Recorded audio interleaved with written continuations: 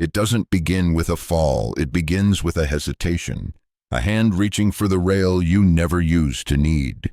One step feels deeper than the others, the floor feels farther away, and suddenly your own legs no longer feel like home. You don't say it aloud, you just move slower, choose the flat path over the stairs, lean on things that once leaned on you. But the body remembers, and what it remembers most is how much it used to carry without question. Grocery bags, grandchildren, weight that wasn't just physical but emotional, the weight of being dependable. Now that weight shifts. Now the legs speak in whispers. They tremble in places they used to hold firm, and beneath it all there is a quiet fear. What happens if I can't trust the ground beneath me anymore? I once met a woman named Bay. She was 73, a former nurse who used to walk hospital corridors like they were her own living room. One day she sat down in a chair and couldn't rise without holding the arms. She laughed at first, then cried the next morning when the stairs felt like a mountain she didn't remember climbing. I used to teach people how to get strong, she told me, but no one taught me how to be gentle when strength started leaving. That's the ache we rarely name. Not weakness itself, but the disorientation of being less solid than we once were. But what if the legs weren't failing? What if they were simply asking to be fed again, nourished again? Not just with movement, but with care. Try this: evening stillness walk. Choose the softest floor in your home. Take 5 slow steps barefoot. Feel each contact. Say quietly, I am still here. This ground still holds me. Because your legs, they are not just limbs. They are your memory of movement, your story in motion. And when they tremble, they are not failing. They are reaching back for something that once steadied them. And in that remembering, we begin to offer what they've long been asking for. There are foods that taste like memory, and there are others that feel like repair. Fatty fish, salmon, mackerel, sardines were once just meals. Now they are medicine the body doesn't ask for out loud, but deeply needs. You see, what oil is to an old door hinge, omega-3 is to the joints. It slips between the worn-down places, softens the creaks, and lets the knees remember what it felt like to rise without bracing. These aren't just fats. They're the kind of softness that returns movement without demanding it. I met a man named Hui, 76, once an avid swimmer, now afraid to walk down wet tiles. He told me, my knees used to glide. Now they sound like they're arguing with each other. He started small. Tuna on toast, a spoonful of canned salmon with warm rice. Within weeks, his body began humming instead of resisting. Omega-3s do this. They don't shout. They soothe. They reduce inflammation, ease stiffness, and let the muscles rebuild after even the gentlest movement. And the protein, it becomes the bricks and beams of strength returning. But this isn't about science. This is about how the right meal makes your body feel like it's being cared for, not managed. Try this. Fish spoon pause. Before your next meal with fish, pause. Take 1 spoonful, smell it, close your eyes. Whisper, may this feed the places I forgot were tired. Then eat slowly. Let the nourishment arrive like rain into dry earth. Because food isn't just fuel, it's presence. It's the body saying, I still want to stand. I still believe in you. Let this be the beginning of rebuilding not just strength, but relationship. With your legs, with your movement, with yourself. And in that quiet unfolding, we turn toward the next layer, not just movement, but the structure that holds it, the bones themselves. We don't think about bones until they betray us, until a hip aches from a walk we used to enjoy, or a stumble leaves more than a bruise. But for decades, they held us, quietly, without complaint. They were the scaffolding of our becoming, each vertebra a silent promise, I will carry you. And yet how often did we thank them? Dairy, milk, yogurt, cheese was once a comfort, a glass with breakfast, a spoonful of something cool after lunch. But now it becomes more than a flavor. It becomes memory and medicine, calcium, protein, vitamin D. Each one a stitch in the fabric that keeps our bones from softening too far. I once met a widower named Dung. He'd fractured a rib coughing during winter. When we spoke, he wasn't afraid of falling again. He was afraid of never feeling sturdy again, so he began small. Warm milk before bed. A bit of cheese with morning bread. He told me I thought I had to be strong. Turns out I just had to be fed. That's what we forget. Bones don't need us to push them. They need us to nourish them. Try this. Milk breath blessing. Before your next sip of milk or bite of yogurt, inhale deeply. Hold the breath. Then exhale slowly as you take it in. Say quietly, "May this hold me upright from the inside out." Because grief doesn't always arrive as sadness. Sometimes it comes as fatigue in the places that once made us tall. But healing isn't always grand.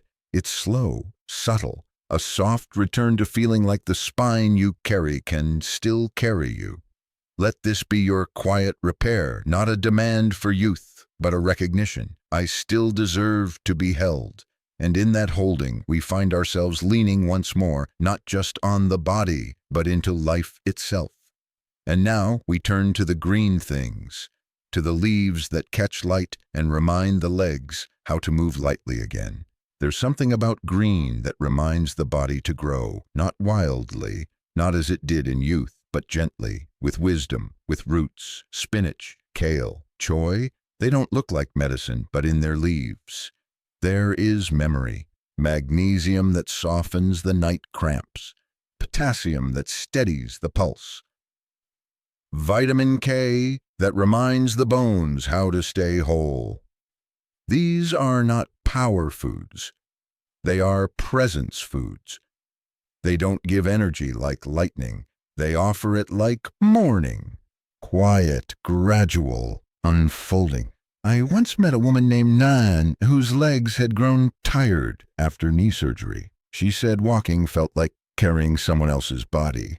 But she started tending a small garden, not for strength, just for peace. Spinach, mustard leaf, coriander. She'd snip a few for soup each morning and eat them, not because she believed in them, but because they believed in her. "They keep coming back," she whispered. "No matter how much I take, maybe I can too." That's the truth green things teach us, that renewal doesn't need to be loud to be real. Try this. Leaf cradle stretch before a meal. Just with greens, place both palms together as if holding something fragile. Whisper, "May I feel light in my legs again." Then take a bite slowly, imagining that light traveling down into your calves, your knees, your heels. Because nourishment isn't just about prevention, it's about promise. The promise that your steps can still feel steady even after so much time. The body doesn't forget how to move. It just forgets how to trust. And leafy greens, tender, mineral-rich, quietly luminous, are the way light returns to the places you thought had grown dark. And from this lightness, we move into rhythm, into rituals that remind the legs they don't walk alone. There is strength that doesn't shout. It arrives in the form of rhythm, repeating, reliable, gentle, like a warm cup each morning, like water before words, like walking the same path, not to reach a goal, but to remind your body that it still belongs to the earth. The legs do not only respond to nutrients, they respond to consistency, to kindness repeated, to small rituals performed with quiet faith. I once knew an older man, Mr. Quang. His son had bought him a treadmill, but he never touched it. Instead, each morning he walked laps around the lemon tree in his courtyard, barefoot, one hand behind his back, 4 circles, then tea. "This," he said, is how I tell my legs they are still needed. He didn't call it exercise. He called it remembering. That's what rituals do. They remind the body what it once did without fear and help it relearn how to trust itself again. Water, light stretching, uninterrupted sleep. They may not seem important, but when done with love, they rebuild not just muscle, but meaning. Try this. Water before words. Each morning, before checking the phone, before speaking, drink a full glass of water. Place one hand on your thigh. Whisper, "You still carry me. I will carry you back." Because hydration isn't just about joints and cramps. It's about flow. It's about reminding the body that it deserves replenishment before expectation. And sleep? Not laziness, but restoration. A sacred collapse that tells the legs, "You've done enough for today."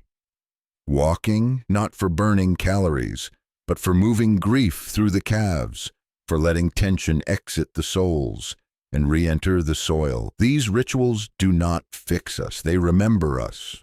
Back into movement, back into trust, back into rhythm. And in that rhythm, your legs become more than limbs again. They become messengers, whispering, "We're still here."